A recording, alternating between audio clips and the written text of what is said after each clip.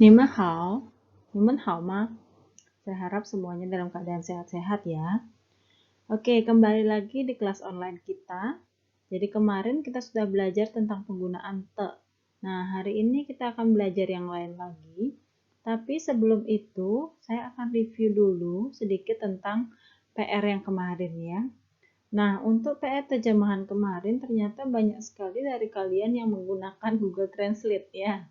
Sebenarnya PR ini tidak perlu menggunakan Google Translate karena kata-katanya pun sudah sangat sederhana ya. Jadi kalau misalnya kalian ada kata-kata nggak tahu boleh tanya saya ya. Kemudian kata-kata ini pun sudah sering kalian ucapkan ya.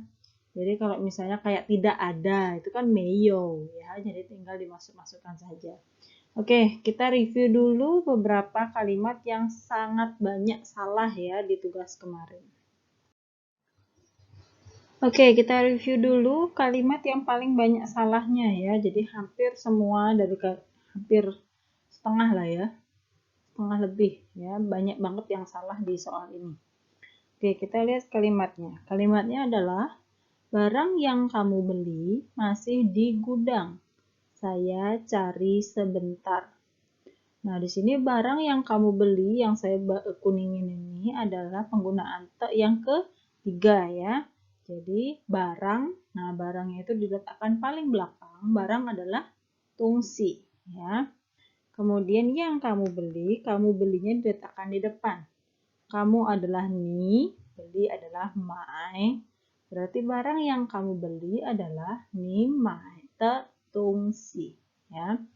Masih itu adalah hai ya. Nah, kemarin banyak sekali yang nulis jadi hayo. Nah, hayo itu apa? Yo itu adalah ada atau punya. Nah, kalau hayo berarti masih ada. Nah, kalimat di sini tidak ada adanya ya. Jadi masih hai, nggak usah pakai yo ya. Di itu adalah zai. Kemudian gudang cangku ya.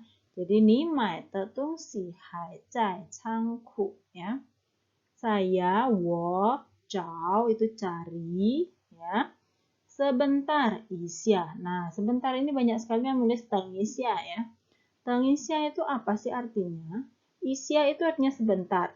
Teng itu artinya tunggu. Jadi teng isya itu artinya tunggu sebentar.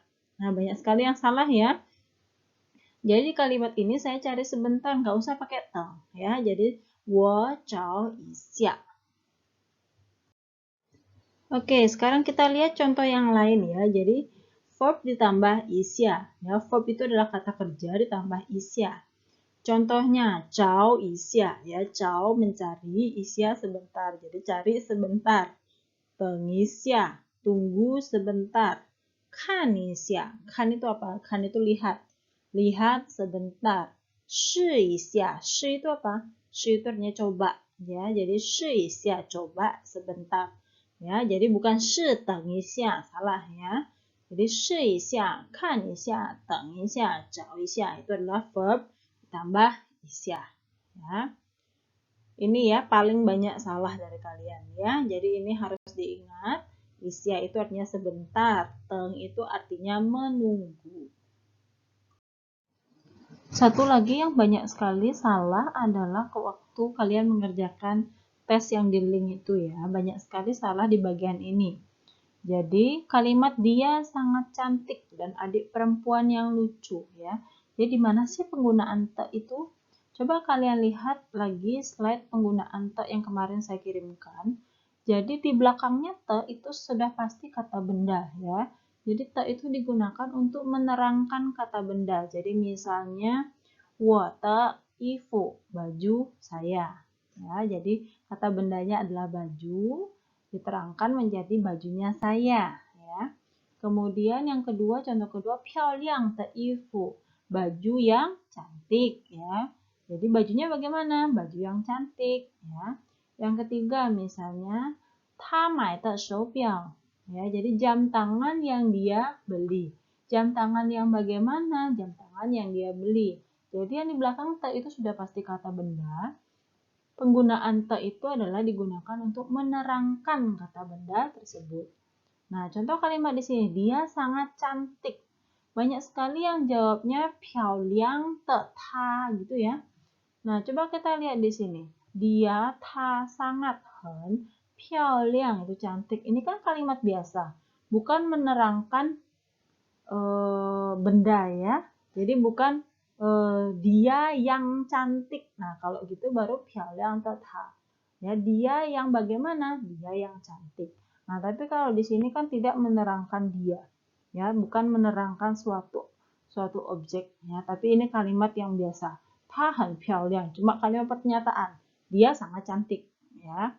Nah, bandingkan dengan kalimat yang di bawahnya. Adik perempuan yang lucu. Nah, adik perempuan yang bagaimana? Yang lucu, berarti lucunya dulu ya. 可爱的妹妹 ya, 可爱的妹妹. Jadi adik perempuan yang lucu ya. Jadi lucunya dulu disebut baru memenya. Nah, di sini baru kita harus pakai te. Kenapa? Karena yang dijelaskan adalah adik perempuan. Adik perempuannya bagaimana? Yang lucu. Nah, kalau di sini 她很漂亮, dia sangat cantik, ya sudah. Ya, itu kalimat yang biasa. Kecuali kalau misalnya saya balik menjadi dia yang saya ubah menjadi dia yang cantik ya, berarti baru 漂亮的她. Dia yang cantik memakai baju merah misalnya gitu. Ya, jadi dia yang cantik itu cuma subjek aja ya. Dianya bagaimana? Dia yang cantik. Nah, kalau di sini adik perempuan yang lucu. Adik perempuan yang bagaimana? Yang lucu. Adik perempuan yang lucu memakai baju merah. Nah, seperti itu. Jadi adik perempuan yang lucu itu kan subjeknya. Ya, tapi kalau di sini dia sangat cantik, subjeknya adalah dia. Ya, dia sangat cantik. Kemudian ditambahkan dengan sangat cantik. Itu kalimat yang biasa. Jadi penggunaannya berbeda ya. Jadi ta itu di belakangnya harus ada kata bendanya ya, karena fungsi ta adalah menjelaskan kata benda. Oke, biar nggak bingung, coba kita lihat slide berikutnya ya. Jadi slide ini kita sangat bisa lihat adik perempuan sangat cantik dan adik perempuan yang lucu sangat cantik. Nah, di mana penggunaan te ya? Coba dilihat, adik perempuan sangat cantik. Adik perempuan adalah Mei Mei. Sangat, hen, cantik, 漂亮. Nah, sekarang adik perempuan yang lucu, berarti kan lucunya dulu ya diterjemahkan. Lucu adalah 可爱. 可爱的妹妹 sangat cantik, 很漂亮.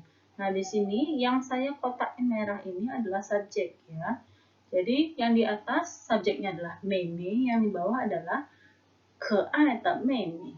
Jadi, sini kelihatan ya yang mana yang harus pakai te, yang mana yang tidak. Jadi yang harus pakai te adalah adik perempuan yang lucu, karena adik perempuannya dijelaskan menggunakan yang lucu. Adik perempuan yang bagaimana? Yang lucu. Jadi harus pakai 可爱的妹妹. Nah, kalau yang di atas adik perempuan aja ya, jadi tidak dijelaskan adik perempuannya bagaimana. Jadi cuma 妹妹, kemudian kalimatnya sangat cantik, 很漂亮.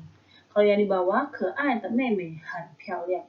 Jadi di sini subjeknya berbeda, penggunaan te-nya juga ini ya. Yang di bawah baru pakai te, yang di atas tidak menggunakan te.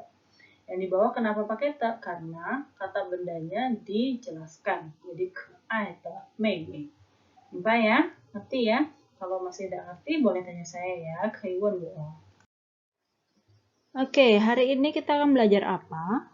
Hari ini kita akan belajar tentang interrogative pronouns ya, atau 疑问代词. Apa itu 疑问代词 atau interrogative pronouns? Ini adalah kata tanya ya. Kalau dalam bahasa Indonesia, apa, kenapa, kapan, di mana, itu adalah kata tanya. Nah, mari kita belajar dalam bahasa Mandarin apa aja kata tanya tersebut. Nah, kalau dalam bahasa Inggris, interrogative pronouns itu adalah 5W 1H ya. 5W 1H. 5W-nya adalah what, who, when, where, why, sama H-nya adalah how ya. Jadi dalam bahasa Mandarin what-nya adalah 什么, who-nya adalah 谁 atau 谁, when-nya adalah 什么时候, where-nya adalah 哪儿 atau 哪里, why adalah 为什么, how adalah 怎么样